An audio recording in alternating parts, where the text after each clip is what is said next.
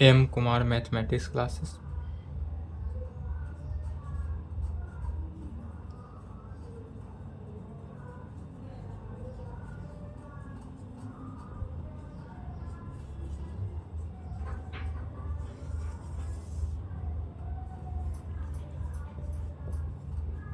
इक्कीस 6/23 हुआ आज। लेक्चर 4। टोटल कितने लेक्चर हो गए? 4 lecture. Class 11th। Lecture 4 class 11th के 11th में क्या चल रहा था? अलजेब्रा। अलजेब्रा के अंदर chapter 2 complex number and quadratic equation, यही चल रहा था। Complex number and quadratic equation. तो complex number and quadratic equation में चलिए जहाँ तक हुआ था उसके आगे देखेंगे। टॉपिक क्या डालना था? Modulus and the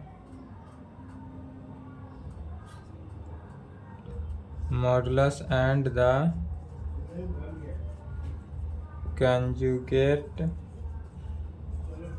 of a complex number। क्या कहेंगे? Modulus and the conjugate of A complex number. Modulus and the conjugate of A complex number topic डालना है कि modulus of A conjugate and the complex number क्या है। तो लिखेंगे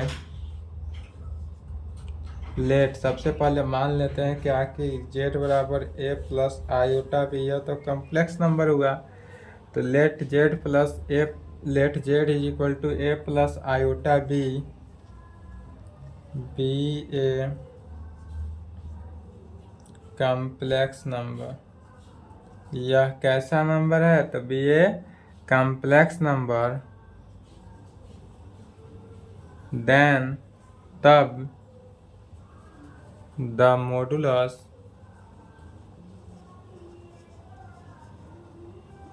of z is denoted by modulus of z and is defined by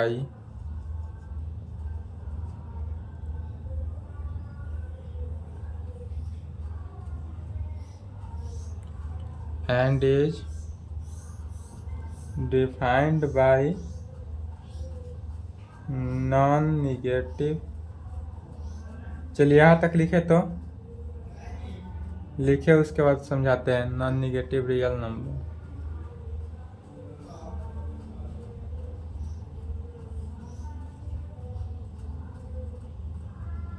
यहाँ तक लिखेंगे। यहाँ तक लेट मान लेंगे z is equal to a plus iota B a complex number हो। Then the modulus of z is denoted by modulus of z से। Modulus of z को कैसे डिनोट करेंगे? तो मॉडुलस ऑफ z इस प्रकार से डिनोट करेंगे and is defined by non negative real number root under a square plus b square. में क्या करते हैं? इसको डिफाइंड करते हैं। इसको डिफाइंड इस प्रकार से किया जाता है।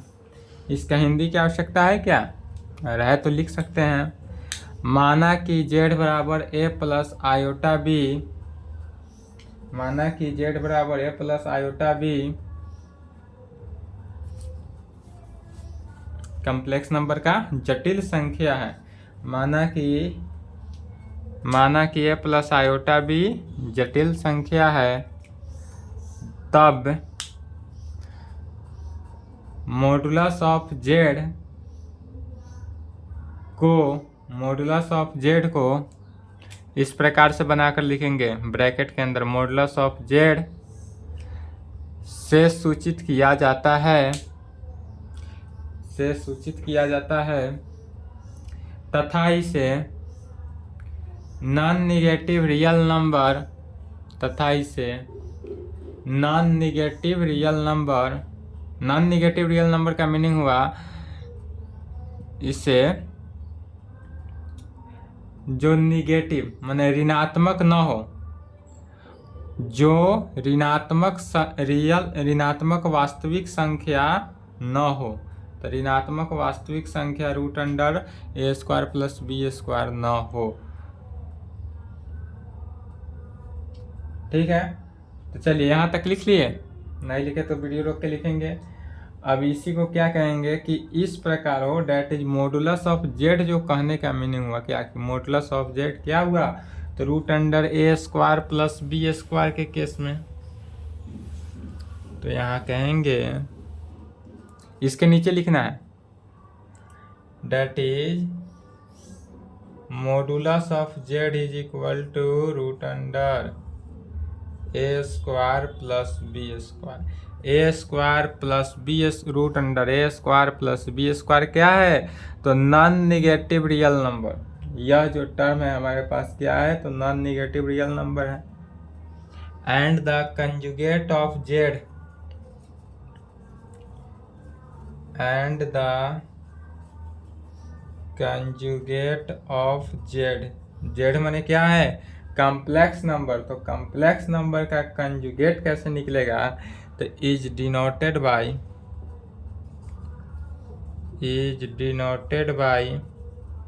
Conjugate of Z. तो जेड को इस प्रकार ऊपर एक डैश दे देते हैं, तो यह इस प्रकार से लिखेंगे, जेड के ऊपर डैश दे दिए तो यह क्या हुआ, कंजुगेट ऑफ जेड।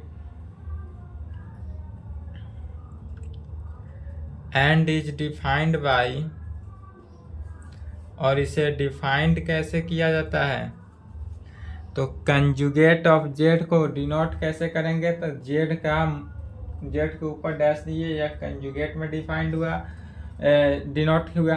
अब यह डिफाइंड कैसे होगा, तो कहेंगे एंड इज डिफाइंड बाय, तो इस कंजुगेट को डिफाइंड करते हैं द कॉम्प्लेक्स नंबर के सहायता से। कैसे, defined by the complex number. यह जो डिफाइंड होगा वह किस टर्म में डिफाइंड होगा, तो कॉम्प्लेक्स नंबर में। किस कॉम्प्लेक्स नंबर में, तो ए माइनस आयोटा बी, ए माइनस आयोटा बी। अभी क्या था, प्लस लेकर चलते थे, लेकिन अब यहाँ पर क्या हुआ, माइनस के टर्म में आया। यह जो हमारा जेड बराबर क्या हुआ था, जेड बराबर ए प्लस आयोटा बी था। गौर करेंगे कि Z is equal to A plus iota B था, तो जब इस जेड का कंजुगेट निकालेंगे तो क्या हो जाएगा, ए माइनस आयोटा बी। यदि जेड बराबर हमारे पास ए प्लस आयोटा भी है, तो इसका कंजुगेट निकाले तो क्या हुआ, जेड का कंजुगेट जो हुआ वह ए माइनस आयोटा बी में हुआ। डेट इज कहने का मीनिंग क्या हुआ कि conjugate of Z is equal to A minus iota B. Conjugate of Z is equal to क्या हुआ हमारे पास, A minus iota B. Always यह ध्यान रखना है कि कंजुगेट ऑफ जेड, यदि जेड बराबर ए प्लस आयोटा बी है तो कंजुगेट ऑफ जेड क्या हुआ, ए माइनस आयोटा बी। अर्थात यह सिंपल मीनिंग में समझ सकते हैं कि कंजुगेट निकालने के लिए, सिंपल भाषा में समझ ले, किसी भी कॉम्प्लेक्स नंबर का कंजुगेट निकालने के लिए, किसी भी कॉम्प्लेक्स नंबर का कंजुगेट निकालने के लिए कुछ नहीं करते हैं, क्या करते हैं, आयोटा के साइन को चेंज कर देते हैं। आयोटा के साइन चेंज करते हैं, यहाँ प्लस आयोटा था तो क्या हो गया, माइनस आयोटा। कंजुगेट निकालने के लिए किसी भी कॉम्प्लेक्स, लिख ले यदि लिखना चाहे तो लिख ले, किसी भी कॉम्प्लेक्स नंबर का कंजुगेट निकालने के लिए आयोटा के साइन को चेंज कर दिया जाता है। आयोटा के साइन को चेंज कर दिया जाता है। यदि पॉजिटिव टर्म में हो तो निगेटिव हो जाएगा, और यही अगर निगेटिव हो तो क्या हो जाएगा, पॉजिटिव हो जाएगा। यही हमारे पास जेड बराबर यदि ए माइनस आयोटा भी होता तो कंजुगेट ऑफ जेड क्या हो जाता, ए प्लस आयोटा भी हो जाता, ए प्लस आयोटा भी।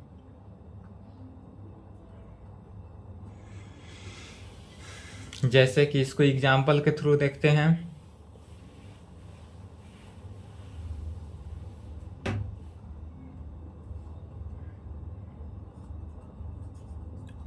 यदि हमारे पास z बराबर 3 प्लस आयोटा हो, क्या दिया हुआ है, z is equal to 3 plus iota, तो सबसे पहले इसका मॉडुलस निकालते हैं। तो मॉडुलस ऑफ z कैसे निकलेगा, मॉडुलस ऑफ z के लिए modulus of z is equal to क्या होता है, root under a square plus b square.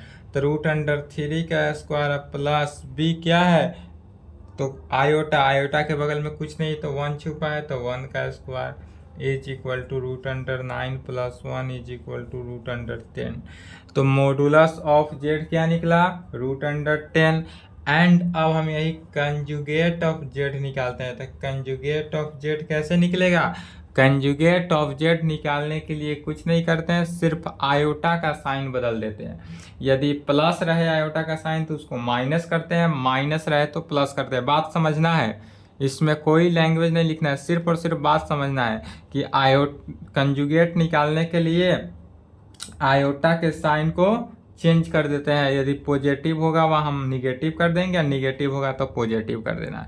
तो 3 प्लस आयोटा है, तो कंजुगेट ऑफ जेड क्या हो जाएगा, 3 माइनस आयोटा। तो कंजुगेट ऑफ जेड क्या निकल गया हमारे पास, 3 माइनस आयोटा।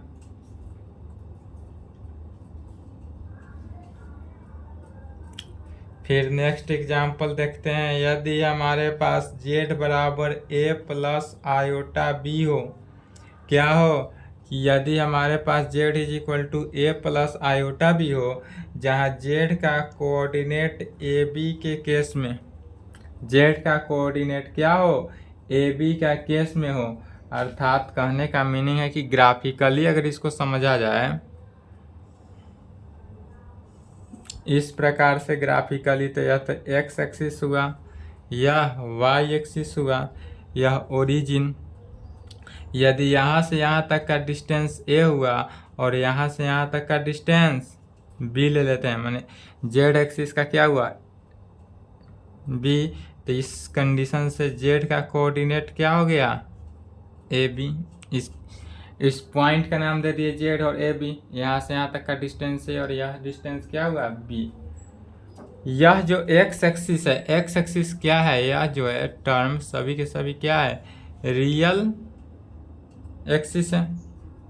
x एक्सिस को क्या कहेंगे, रियल एक्सिस। और यह जो y एक्सिस है, इस एक्सिस को क्या कहेंगे, इमेजिनरी एक्सिस। यह इमेजिनरी एक्सिस है, इसको इमेजिनरी किया गया है, यह रियल है। तो रियल एक्सिस है, इमेजिनरी एक्सिस है। जब यह बना रहा है तो यह परपेंडिकुलर बनाएगा, परपेंडिकुलर एंगल बन रहा है 90 डिग्री पर। तो इसलिए अब यहाँ पर z बराबर a प्लस आयोटा भी है और z का कोऑर्डिनेट a भी है, तो इसलिए मॉडुलस ऑफ z क्या होगा, तो कहेंगे इसलिए मॉडुलस ऑफ z, तो modulus of z is equal to root under a square plus b square. या मॉडुलस ऑफ z को इस प्रकार से मॉडुलस ऑफ z भी लिख सकते हैं। मॉडुलस ऑफ z इस प्रकार भी लिखे तो भी कोई दिक्कत नहीं। तब मॉडुलस ऑफ z लैंग्वेज नहीं लिखकर क्या लिखेंगे, डायरेक्ट मॉडुलस ऑफ z। जहाँ का है मॉडुलस ऑफ z यह लिखना है, तो modulus of z root under a square plus b square. और इसी कंडीशन से डिस्टेंस अगर कहा जाए तो क्या कहेंगे, या डिस्टेंस फ्रॉम ओरिजिन। यदि ओरिजिन से डिस्टेंस कहा जाए, डिस्टेंस फ्रॉम ओरिजिन से, तो ओरिजिन से डिस्टेंस कैसे निकलेगा, हिंदी में इसको कहते हैं डिस्टेंस फ्रॉम ओरिजिन को मूल बिंदु से दूरी, मूल बिंदु से दूरी। यदि मूल बिंदु से दूरी निकालना हो तो कैसे निकालेंगे, डिस्टेंस फ्रॉम ओरिजिन से। तो इसी को क्या लिखते हैं, इसी को ओरिजिन से डिस्टेंस क्या हुआ, OZ हुआ, तो डायरेक्ट इसको OZ भी लिख सकते हैं। डायरेक्ट क्या लिख सकते हैं, OZ भी लिख सकते हैं, या OZ नहीं लिख के मॉडुलस ऑफ OZ लिखेंगे इस प्रकार से। Modulus of OZ, modulus of OZ बराबर क्या हो गया, root under a square plus b square. Matric class से ही H is equal to P square plus B square के फॉर्म से। तो क्या हुआ, डिस्टेंस फ्रॉम ओरिजिन भी कह सकते हैं या ओजेड भी कह सकते हैं या मॉडुलस ऑफ ओजेड भी कहे तो बात एक ही हुआ। एंड अब क्या निकालना है, तो conjugate of z. Conjugate of z कैसे निकलेगा, तो चूंकि z is equal to A plus iota भी है और कंजुगेट निकालने के लिए आयोटा के साइन को चेंज करते हैं, तो इसलिए कंजुगेट ऑफ जेड क्या निकल गया, A minus iota B. Conjugate object क्या निकला, ए माइनस आयोटा बी। चलिए अब यदि हम इसी कंजुगेट को 2 बार कंजुगेट निकाल देंगे तो फिर वह पहले कंजुगेट के बराबर होगा, अर्थात यह मैट्रिक्स जो सॉरी चलिए यहाँ तक लिखे, तो यहाँ तक लिखें।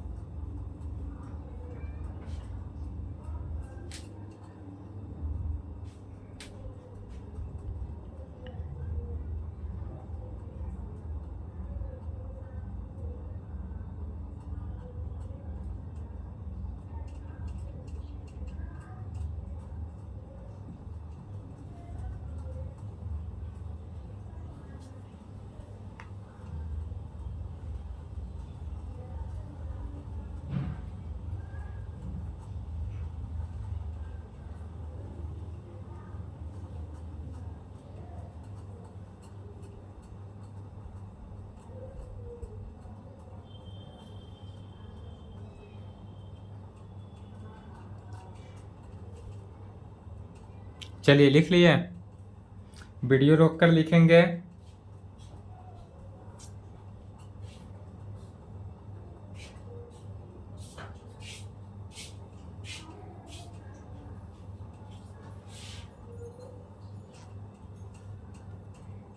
वीडियो रोक ले।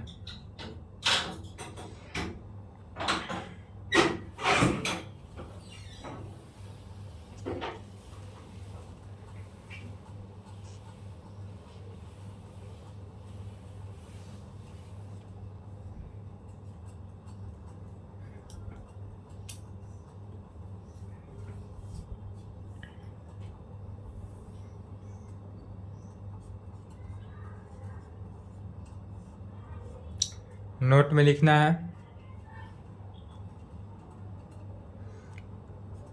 यदि modulus of Z into modulus of, एक ही मॉडुलस के अंदर यदि 2 कॉम्प्लेक्स नंबर का मल्टीप्लिकेशन का मॉडुलस निकाला जाए, या क्या है Z1 into Z2, 2 complex number का मल्टीप्लिकेशन है, 2 कॉम्प्लेक्स नंबर का दो कॉम्प्लेक्स नंबर का मल्टीप्लिकेशन का मॉडुलस निकाले, या पहले वाले कॉम्प्लेक्स का मॉडुलस निकाल के दूसरे वाले कॉम्प्लेक्स का मॉडुलस निकालने के बाद मल्टीप्लाई करेंगे तो वैल्यू में कोई परिवर्तन नहीं। तो Z1 इंटू Z2 का modulus is equal to Z1 का मॉडुलस इंटू Z2 का मॉडुलस।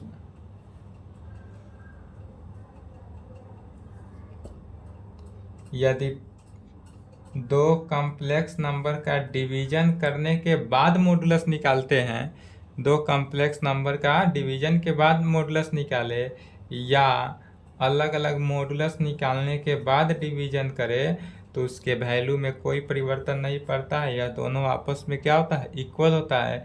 जहाँ पर क्या होना चाहिए, जहाँ मॉडुलस ऑफ Z2 जो है नॉट इक्वल टू 0 होना चाहिए। मॉडुलस ऑफ Z2 0 के इक्वल नहीं होना चाहिए।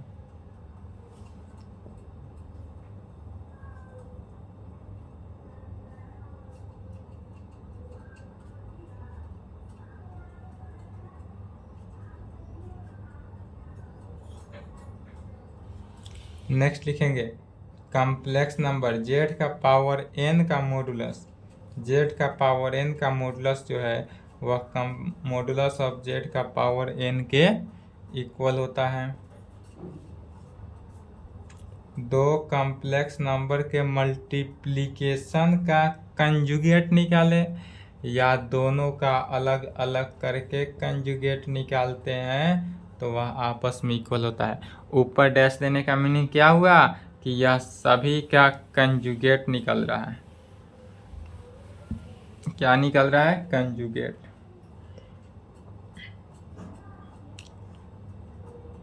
यदि Z1 plus minus Z2 addition के केस में हो या सब्सट्रैक्शन के केस में हो और दोनों का कंजुगेट निकालना हो तो इसको भी इसी प्रकार लिख सकते हैं, Z1 का कंजुगेट प्लस माइनस Z2 का कंजुगेट, Z1 का कंजुगेट प्लस माइनस Z2 का कंजुगेट। नेक्स्ट कहेंगे यदि Z1 डिवाइडेड बाई Z2, इसका मॉडुलस तो हो गया था, लेकिन अब Z1 डिवाइडेड बाई Z2 हो और इस दोनों के ऊपर कंजुगेट निकालना हो तो इस दोनों का कंजुगेट इस प्रकार से भी हो सकता है, Z1 का कंजुगेट डिवाइडेड बाई Z2 का कंजुगेट। Z1 का कंजुगेट डिवाइडेड बाई Z2 का कंजुगेट होना चाहिए, वेयर जहाँ पर Z2 का कंजुगेट जो है वह नॉट इक्वल टू 0 होना चाहिए। Z2 का कंजुगेट 0 के इक्वल नहीं होना चाहिए। यदि Z माने कम्प्लेक्स नंबर का इन्वर्स, Z माने क्या है, कम्प्लेक्स नंबर है, तो Z का इन्वर्स इज इक्वल टू क्या होगा, तो Z इन्वर्स जो है conjugate of Z divided by modulus of Z का square. Z inverse is equal to क्या होगा, तो conjugate of Z divided by modulus of Z का होल स्क्वायर।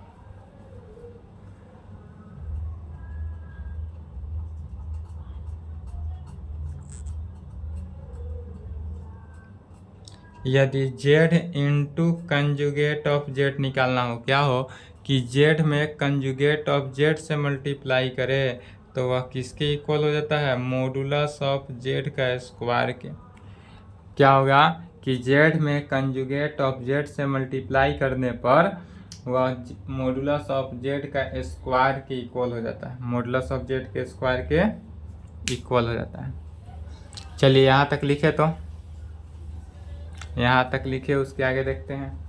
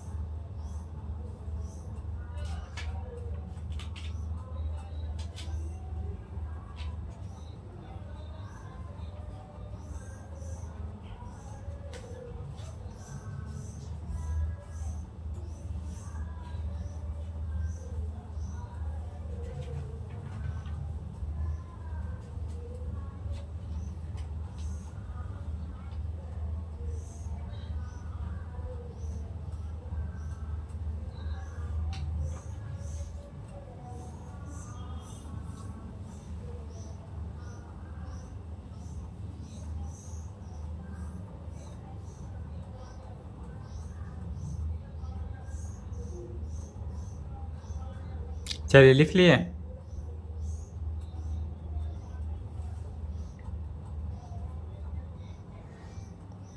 नहीं लिखे तो वीडियो रोक ले।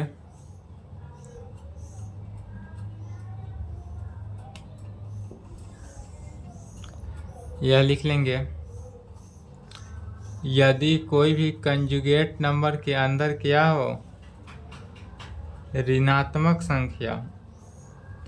एग्जाम्पल में लिख लेंगे, जैसे कि यदि Z is equal to minus root के अंदर 6 हो, 5 हो, -5 हो, तो यह किसके इक्वल हो जाता है, Z is equal to root under 5 iota के। यदि किसी भी कम्प्लेक्स नंबर में Z के अंदर रूट अंदर निगेटिव हो तो वह बाहर आयोटा के फॉर्म में होता है। यह शायद बता चुके थे। चलिए तो यहाँ तक लिख ले, वीडियो रोक ले। अब अगला देखते हैं।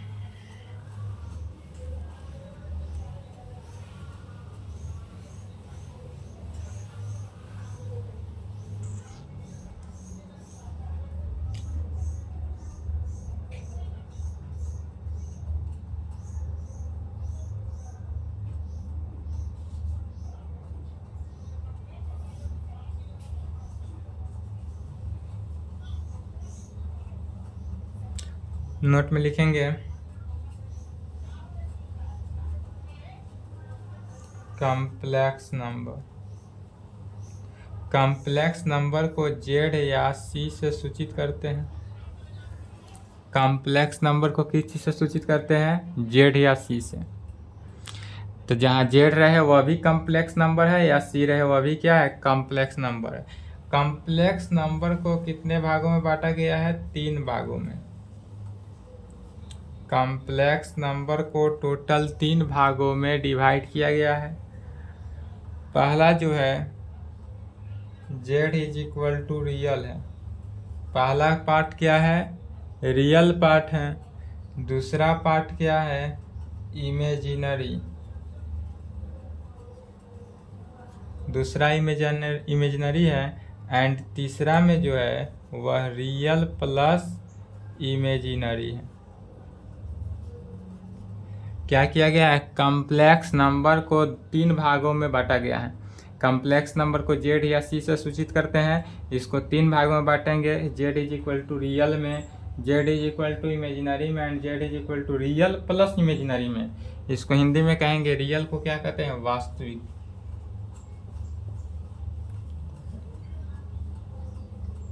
वास्तविक, रियल जो है वास्तविक। वास्तविक। इमेजिनरी क्या हुआ? काल्पनिक। रियल का हिंदी होता है वास्तविक, इमेजिनरी का हिंदी होता है काल्पनिक। और रियल प्लस माने वास्तविक प्लस काल्पनिक। वास्तविक प्लस काल्पनिक।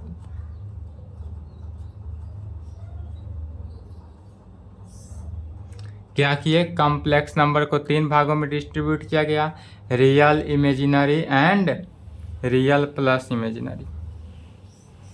वास्तविक, काल्पनिक एंड वास्तविक प्लस काल्पनिक।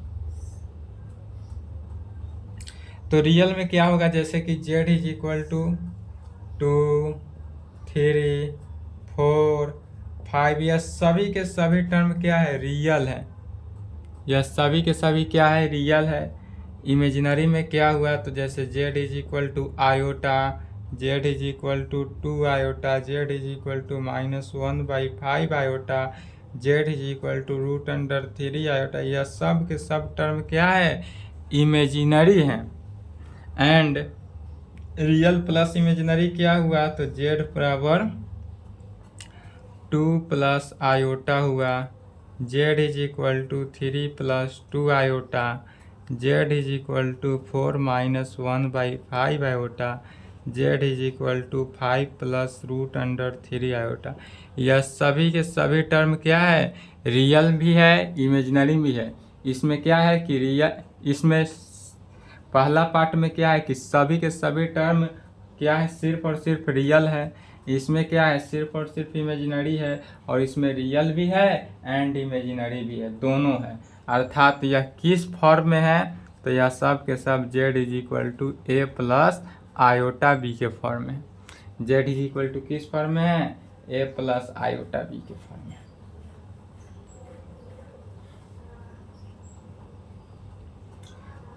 चलिए, तो यहाँ तक कंप्लीट करेंगे। आज की क्लास को यहीं पे समाप्त करते हैं। यहाँ तक कंप्लीट कर लें, जितने भी बताया गया है याद कर लेंगे। इसके आगे नेक्स्ट क्लास में चलेगा square root of z, complex number का स्क्वायर रूट चलेगा नेक्स्ट क्लास में। तो यहाँ तक कंप्लीट करके आएंगे, ठीक है। चलिए, आज की क्लास को यहीं पे स्टॉप करते हैं, यहाँ तक कंप्लीट करेंगे।